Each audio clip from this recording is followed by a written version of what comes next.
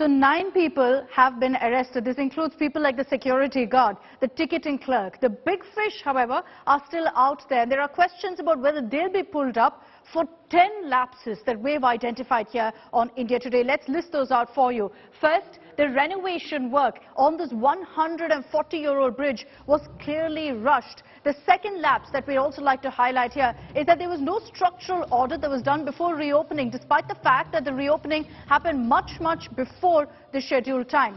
Lapse number 3 also that we'd like to highlight here is that the contractors hurried the reopening. Essentially, despite the fact that they didn't have a clearance certificate, they went ahead with the opening. There was no civic body clearance. That's also a clear lapse here. Questions being asked about the municipal authorities, and right now none of them have been held accountable. Lapse number 5, the wires weren't changed. The wires which connected and kept the suspension bridge up, none of it was changed. It was just repainted to make it look like it was changed. Lapse number 6 that we've identified here on India Today is that those in charge of this bridge had no expertise whatsoever in suspension bridges and hanging bridges, and hence there were questions about how they were awarded the contract, how were they in charge of upkeep. Lapse number 7 that we've found here on India Today is that a heavy aluminium sheet essentially made this a death trap, a suspension bridge.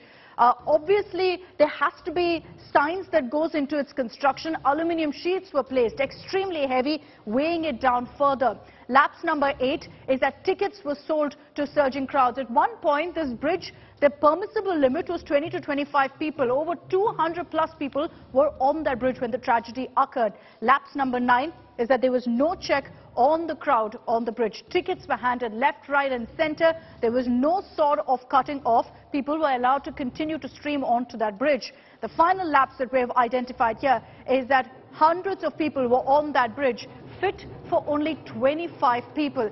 10 lapses.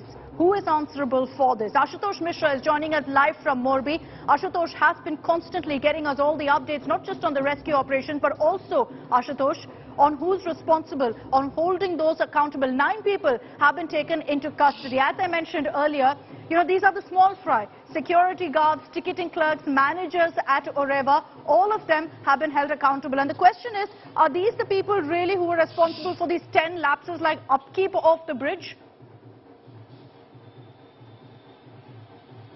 Well, as far as immediate arrest is concerned, remember, when there are certain cases, then the primary responsibility goes with the people, those who are directly associated. And indeed, the security person which allowed all these people to go in, and also the ticket seller who, sold a number of those tickets with, beyond the capacity that the bridge could carry. So those arrests are quite, then still that will be a part of the legal process. The question that remains that why none of the top accused and the people, those who are responsible, have been made accused in the FIR. In fact, we have been speaking to the police sources now. They say because the primary was to first nail those were directly responsible, and this investigation is not over yet. Once the forensic evidences are taken, the CCTV cameras are observed, the monitored, then corroborated all the evidences that are available, and also the statements from the accused who are now in the police remand, then it will enhance further. Now the police says we have not given clean sheet to any of the official, but the question why it is going so slow when the contract was awarded to another company which has no expertise, then indeed there's a directly responsibility comes to the owner of that company which which has the jurisdiction over that bridge, which was given the contract by the civic body. And subsequently, without expertise, if you are awarding contract, that's your primary responsibility when the Nagar Palika has awarded you the contract. And then indeed, why not even call them for summoning, not even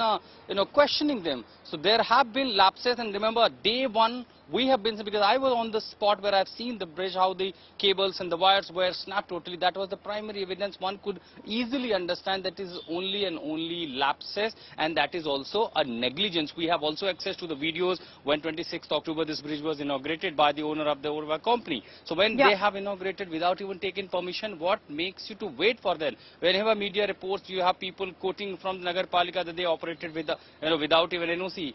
Then the question raised that why this is literally moving like a snail's speed, and why no action against the top There are so many questions also about the sections mentioned in the FIR, Ashutosh, about the names mentioned in the FIR. I'd like to bring in Mustafa Sheikh also, who's joining us from Morbi in Gujarat. Mustafa, good evening.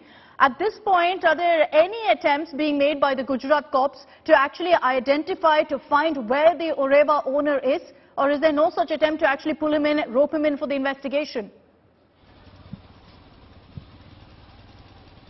Well, as far as the police investigations are concerned, the police is saying that nobody is out of question as of now. They are inquiring. Now, what is interesting today, the development which took place today, is that Sandeep Singh Zala, who is the chief officer of Morbi civic body, he was called in by the police. He was questioned for around 4 hours, and after which he was allowed to go. So clearly, it looks like since the PM's visit yesterday, there is some development in the investigation, because it's the prosecution who has themselves come out in the open saying that there is a forensic report, and the renovation, the way it was done technically, it was in a state that the bridge could have collapsed. So that is what has happened. So there is a progress, what we can see in the investigation. The police yet till now has police custody of 4 accused, 2 of which are people related to or employed by Oreva. So there is investigation is in progress. But yes, given the extent of this tragedy, it's a slow investigation, what we can understand, because on paper, on record, documents are available, but there is still no action against the people who had the contract of maintenance of this bridge, and also the civic body who allegedly did a negligence during this entire operation. Back to you. Ashutosh, that's the other aspect of this. While we're all talking about Oreva, about the owner, the negligence on their part, what about the civic body? Has there been any attempt to pull them up to investigate the municipal authorities' role here and their mismanagement? Well, I've been speaking to the officials of the investigative team who are probing this case. You know, the first is because there are certain forensic reports also required, because that's how the legal process takes place. We have made certain arrests, and remember, one of the key is the manager in the case also admitted in the court. In fact, as they consider this is just a accused statement, but he told the judge that all the dealings on the transactions and all this contract awarding was done by the owner of the Oreva company. He literally naming the owner of the company in the court. Hence, the police also says that because there are more names could be probably involved, we need to investigate. Hence, the remand was awarded, and that is quite giving one hope that the investigation is not over yet. Subsequently, when they, the expert panel, the forensic team has been assigned by police to probe the structure, the structural audit. Once the report is accessed by the police, that will be a key evidence to summon the company owner that look, these are the lapses in your project, and when you inaugurated it, after renovation, when you opened it, these lapses were there, were not addressed. The last renovation was done in 2007, and when you opened it again after 7 months, where is the structural audit and why these lapses despite you opened it?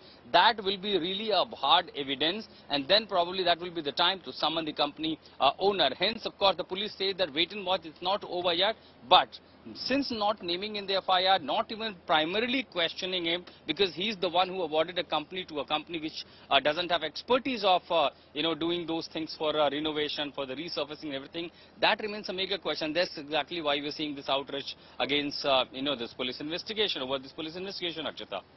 These questions, of course, will be raised by us here on India Today, but whether there is an impartial, complete investigation happening right now to hold all of those accountable for the lapses, those 10 lapses that we've highlighted here on India Today. Thanks for the moment, Ashutosh and Mustafa, for joining us here on India Today.